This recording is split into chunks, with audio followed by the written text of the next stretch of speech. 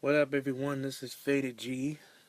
Today I'm here to talk about the recently released WrestleMania 29 on Blu-ray.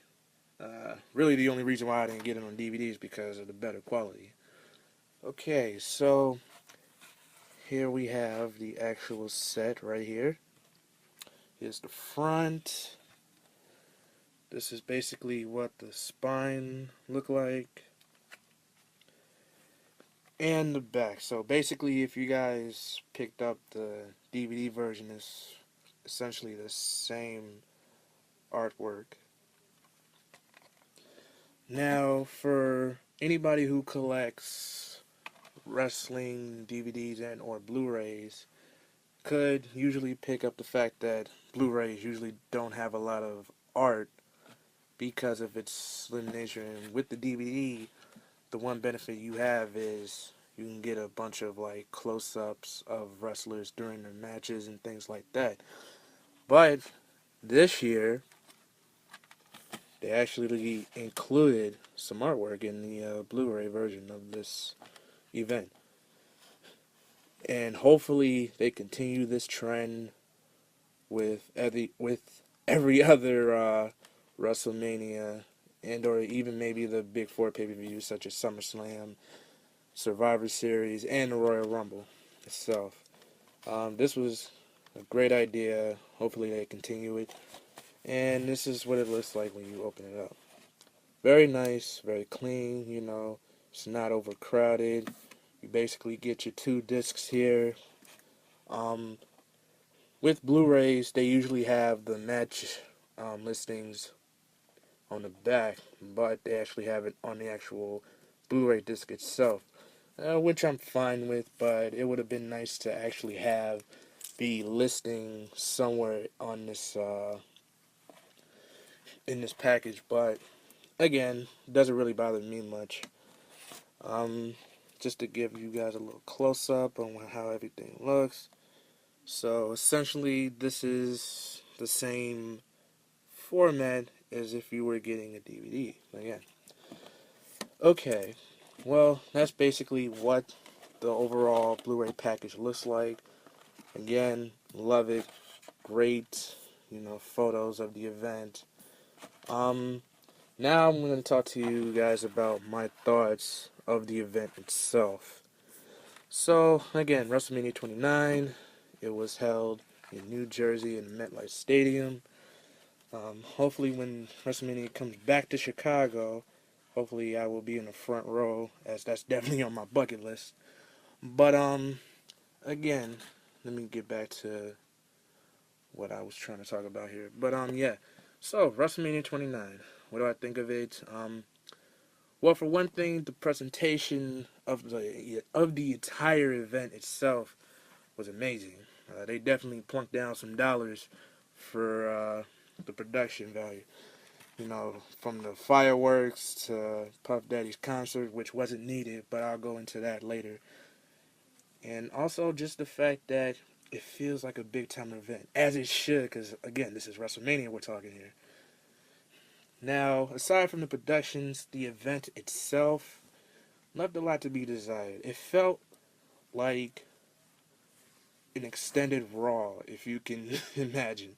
It didn't really quite have that WrestleMania feel when it comes to looking at the action in the ring, because again, it just felt like another edition of a Raw, and it was definitely heartbreaking for me because usually at WrestleMania they definitely step their game up and everybody just show off what they can do in that ring for people who don't usually watch wrestling a lot as much. But let me just turn it to the back so you guys won't have to keep looking at the front of that cover. And okay, so just to go from match to match, first match on that card was a 6-man tag. The Shield versus Sheamus, Randy Orton, and Big Show. And it was an average opener. I felt as though that Sheamus, Orton, and the Big Show could have done better. The Shield did their job, you know.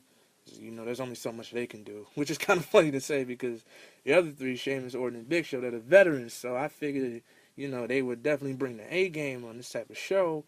But I felt as though that they were just there to collect the paycheck and move on. And it just kind of reflected during the match. So again, just a very average opener. It is what it is. The next match on the card is Mark Henry versus Ryback. I'm not even going to get into it because that shit was boring. So, moving on. Let's see. Now let's just open up this cover so you guys get another look at it again. Third match on the card was a tag team match. Daniel Bryan and Kane versus Ziggler and Big E Langston. Again, this is just a match that was average, something that you could have seen on Raw, which is sad because I have very high hopes for this match. I even called it like the sleeper of the night, basically, beforehand, but it was just, again, very average.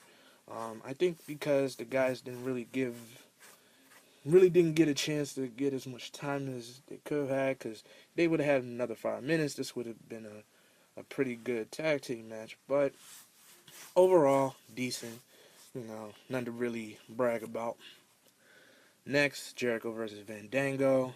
For one thing, for not a lot of people who know about this, but Fandango is basically Johnny Curtis, the winner of NXT Season 4. The match itself was pretty good. I was impressed by the way that Fandango, aka Johnny Curtis, kept his cool under the pressure because, again, this is something that that he probably just had tons of butterflies in his stomach. Maybe he didn't look it when he came out into the ring, but he definitely kept his cool and everything, so kudos to him. Just a great match not great, but good match overall. Next, we have, oh, well, sorry, I'm skipping the musical performance because there's nothing really to talk about. It's just Diddy singing his usual bland hits, which wasn't really bland at the time, but nowadays, like, okay, just move on now. Next is Del Rio versus Swagger for the World Heavyweight Championship match. Again, just another match that was just really average. As you can see, this is a little pattern that I'm going through here. Just the way that I'm saying a couple of these first matches, just very average. Just another one of those matches that you could have seen on Raw. And the thing that really pisses me off is that after their match at WrestleMania, they had a couple more on Raw and SmackDown, and those matches were actually damn near 10 times better than that. So it's just, I felt as though that both guys should have really upped their game, because again, it's WrestleMania, man. You can't be slumming it out there, especially with that price tag when it came out, so $65 for that pay-per-view. Like, I don't even know about that, but anyway,